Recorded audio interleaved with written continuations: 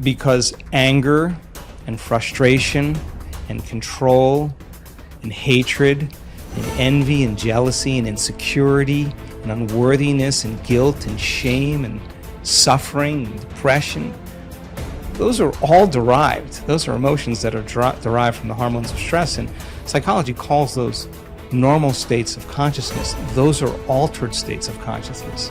Because in stress, the physiology is that we're knocked out of homeostasis, we're knocked out of balance because we're perceiving some threat, some danger, some emergency.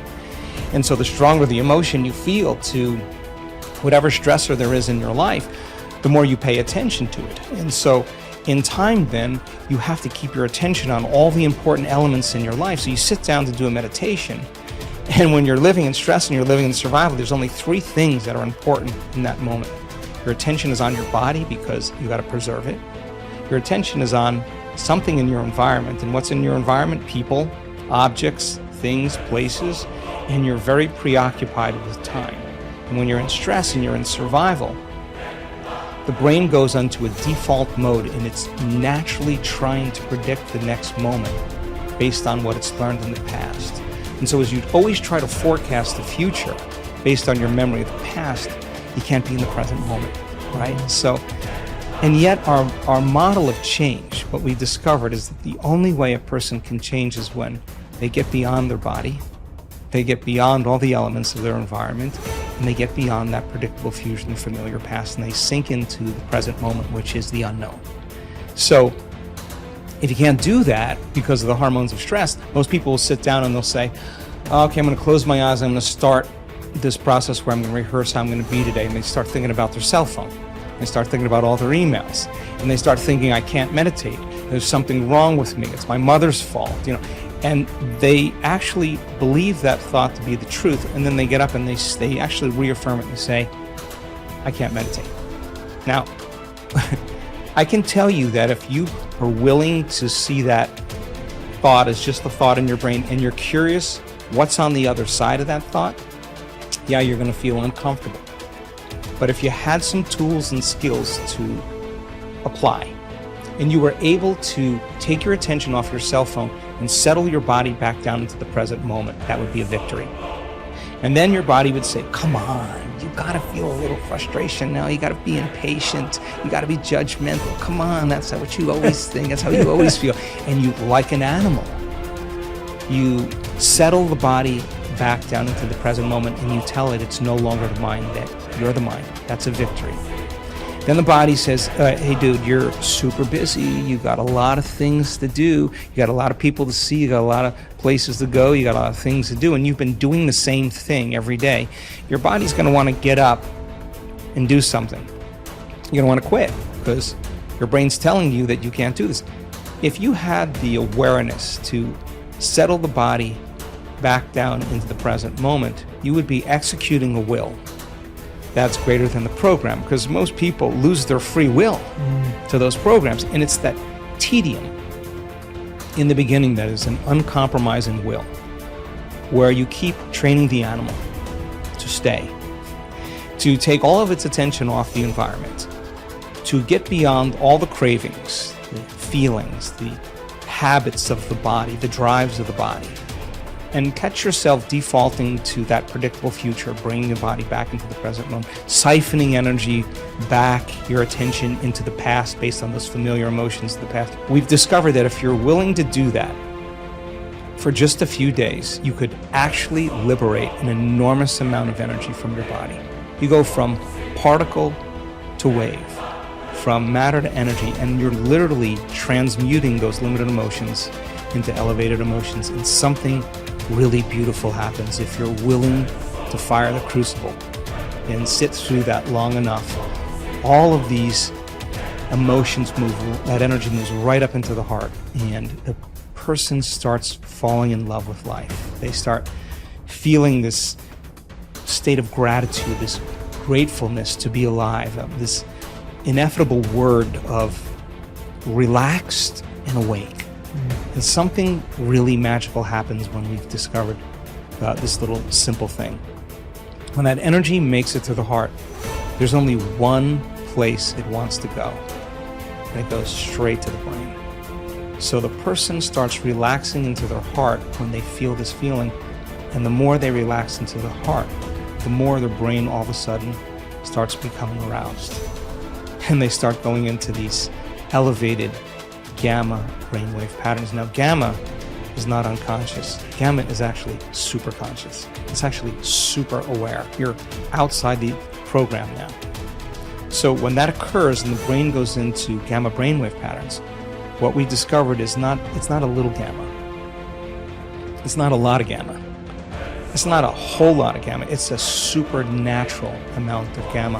And we start seeing these brainwaves where we see theta start carrying alpha, and alpha starts resonating with beta, and beta starts creating high beta, and high beta starts creating gamma. And you see these standing waves of brain coherence happening. And the person feels so amazing that they don't want the moment to end. A day that never came, but has managed to spoil every game. One day that takes all the blame, the basis of all fear and shame. Cripples the blossoming of the life's flame. A spoiler that makes life a dream. Traps the limitless in a limited scene. One day that takes all the blame, the basis of all fear and shame. Cripples the blossoming of life's flame, a spoiler that makes life a dream. Traps the limitless in a limited scene, a day that never comes but the world it ruled. Tomorrow never happened to anybody, but the idea of tomorrow has robbed people. A huge mass of people of their life, just the idea. Nobody ever touched a tomorrow in their life. Nobody ever experienced one. Nobody ever saw one. Just the idea completely robs people of everything that could be life. You can only behold now. You can never behold tomorrow. Not because it's out of reach, because it doesn't exist. You can only imagine tomorrow. You will never behold tomorrow. Never, ever. But still, for most human beings, it is this, an idea. An idea whose time will never come. It is that idea which drives most people's lives, unfortunately. Even if you drive your life with an idea, even if you drive your life with an idea, you must drive with an idea whose time may come sometime, but this is an idea whose time will never come. But it still drives people. It still drives most lives on the planet. That is why most lives on this planet are not lives. They're just a bunch of thoughts, emotions, ideas, prejudices. Most lives are not a reality. They're just a psychological. They're just a psychological existence. They're just a dream, because reality happens now. Reality happens here. In your mind, only a dream can happen. And life and death will happen today. Dream is about tomorrow. It's better to dream of something that will come true. Tomorrow is a dream that will never come true. So, what you refer to as spiritual process, it's about knowing life. You can know life only today. You can know life only now. This is the moment. I'm not trying to give you a teaching. When I say this is the moment, oh, he said, this is the moment. It's not about that. This moment is not an idea. It is the only reality. This moment is not a teaching. It is the only living thing. It is the only living thing in the existence is right now, nothing else. So don't try to understand it. Don't try to digest it. You just have to behold it in all its entirety. Start with the rain, good way to begin. See how to address the larger issues of my life. There are no large issues in your life. What is the large issue that you're talking about? It is just about what job to take, which girl to marry, where to go for vacation, whether to get married or not get married, you know. These are the things, isn't it? These are not large issues. These are little things in your life. Yes. Oh, is it just a small thing whom I get married to? I'm not saying it's a small thing, but as an issue, it's a small issue. Little issue as a consequence to your life. Yes, it has many things. But this is something that human beings have done for millions of years. We have enough experience on these things, isn't it? We know that whatever job we take, whoever we marry, it is just the way we make out of it. Every experience of life, you can make it an enriching experience. Every experience in your life, you can make a curse out of it. See, there is nothing wrong in your job, whatever job you're doing. There's nothing wrong getting this job. There's nothing wrong in losing this job. There is nothing wrong in getting married. There's nothing wrong in getting divorced. There is nothing wrong in not getting married. There is nothing wrong in anything. There is nothing wrong in this or that, but it is just that you make misery out of it. That's wrong. You do this, you make misery out of it. If you do that, you make misery out of it. That's what is wrong with you. So you got married. Is it wrong? That's not the point. There's nothing wrong with it. You did not get married. Is it wrong? No, there's nothing wrong with it. That's wonderful too. You got divorced. Is it wrong? No, that's also wonderful. It is just that you make misery out of everything. That's what is wrong. You just address that one issue, everything will be settled. That's what we are looking at. How not to make misery out of everything? If this one thing is settled, everything is settled, isn't it? Yes, if you know how to walk through this world joyfully, through marriage and divorce and celibacy and everything, if you know how to walk through this joyfully, what is the problem? Whatever you do is beautiful, isn't it? If you don't even know how to be happy, don't have such goals as realization. They are very far away from you. Happiness is not just a state of mind, it is just the basis of the quality of life that you live here. Is it such a small thing, happiness?